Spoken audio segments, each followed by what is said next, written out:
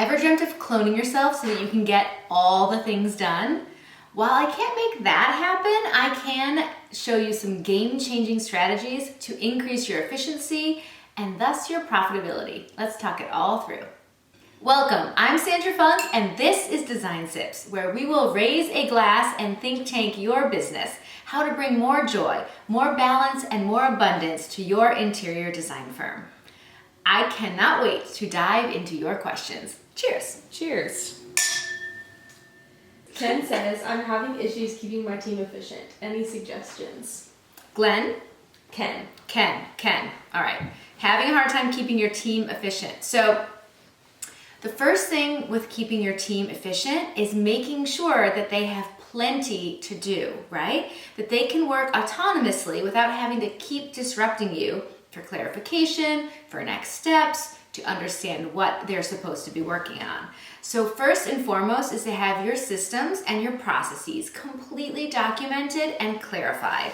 And then really train that team so that they can not just do a task here and a task there for you, but they can truly own a process within your firm, right? You're building towards autonomy, them being able to say, I run this section, this process, this thing, and I know how to do it day in and day out, backwards and forwards. And that comes from having beautifully documented systems. Right. Sandra, what's your favorite tool for systematizing and documenting systems? My favorite tool to systematize is Asana. It's a task management system. That's the word I was looking for. And it is basically an empty shell. And it starts out pretty bland, and you build your entire processes and systems into it. Now you could do this with any system. You could do this with any task management tool. Monday, Trello, Basecamp, ClickUp. There's a ton of options out there. I have just fallen head over heels in love with Asana, and the little unicorn that flies across the screen with like little hearts floating out of it helps whenever you complete a task. Right. If you can relate, comment or give this video a thumbs up. Yeah, let us know. Do you use a task management system? Are you also an Asana devotee? Would love to hear. Sandra, Hannah asks, I feel stretched so thin. Onboarding and task management system seems like such an overwhelming and big endeavor. Do you really think it will increase our efficiency? Oh, Hannah, 100%. So I completely understand. When you are in it and you have all the plates spinning and you're fighting the fires and things are crazy, it's hard to imagine setting aside time to work on your business instead of just fighting fires in your business. But that is absolutely necessary for you to grow into the next evolution of what your firm will look like.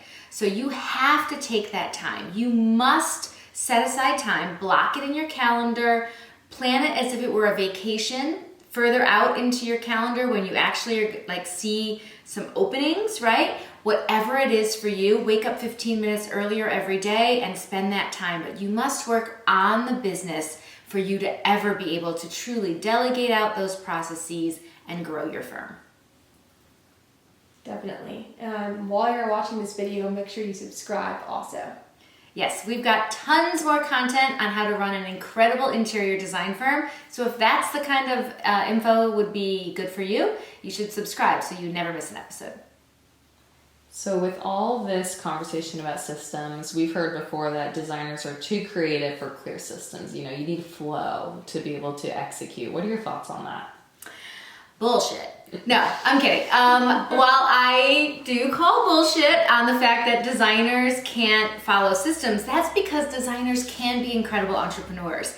And the only way to run an incredible business is to have documented systems and processes that a team can follow. And even if you're a one human show and keeping it that way, you still need to know where you are in each one of your projects, okay? Just because you are an incredible creative person does not mean that you can't also run an incredible business. You can do both. You can do both. I love that. Rachel says, I'm thinking about hiring to increase efficiency, but can't afford to go wrong. That fear of, spending all that money. Any tips? Yes. what do we say? Hire slow, fire quick. Mm-hmm. It's a little harsh, but it's the truth, right? So take your time interviewing, have them do example projects, even an internship to hire, right? Where they work for you for 3 months before they're hired. I love doing even if it's a paid internship, right? A trial basis before they're on payroll, and it's this expensive endeavor, and it's, all the stuff that goes with firing once they're an official employee. And with that 90-day trial period, often as a freelancer or an intern, paid intern, before they hit payroll, if they are not a fit, let them go. Let them go before they are officially on payroll, and there's a paperwork pile this high if you decide to part ways after the fact, right?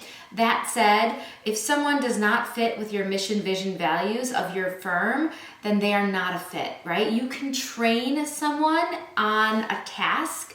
They can learn a new thing. We just recently purchased an online training for an employee to take, right? We don't have that skill set, but we want someone on our team who does have that skill set. We found a training available, purchased it, and are training an employee, right? Everything doesn't have to come from you. And by goodness, you want to hire people who complement you, not mini-me's, right? Because if I don't like doing bookkeeping, that doesn't mean that I hire a whole bunch of little Sandras who also don't like bookkeeping. I need to hire people that round out the skill set that a design firm needs. Did I answer the question, or did I go on 7 tangents? No, I think it's great what you're saying. And I think it's important to not let the fear of what am I going to have them do? Will I be able to pay them? All that keep you from hiring and making a jump. Thank you for bringing it back. Okay, so that's the other part of it, right? The fear of needing to then feed the beast to pay the employees, right? Like, you're going to have to take on jobs that you don't really want to take because you've got payroll, right? All those things. The bottom line is hire someone who aligns with your mission, the vision for your firm, and your values, and they will, again, be able to help you grow efficiency, grow profitability. When we find someone who fits with us well, we know that the work will come. We know that the flow will be there, right? If you have a bunch of employees that are like bedraggled and not interested in working, and there's a lot of bad energy, then yeah, I think that is negative, and then that will resist. But truly, if you are overwhelmed, you have more work than you can handle, it's time to grow your team. And it's time to step out with that entrepreneurial gusto that kind of is in all of us, right? By virtue of being entrepreneurs, we are risk takers. We are willing to put our name on the door. We're willing to put out that shingle and to go after those clients. And hiring just ups the ante a little bit, but you're already in that game. You're already a risk taker. You already believe in yourself. So double down and watch yourself soar. Absolutely. Cheers to that. Cheers. I can tell you are bound to be a business badass. So let's keep it going. There are 7 ways to scale your business right here.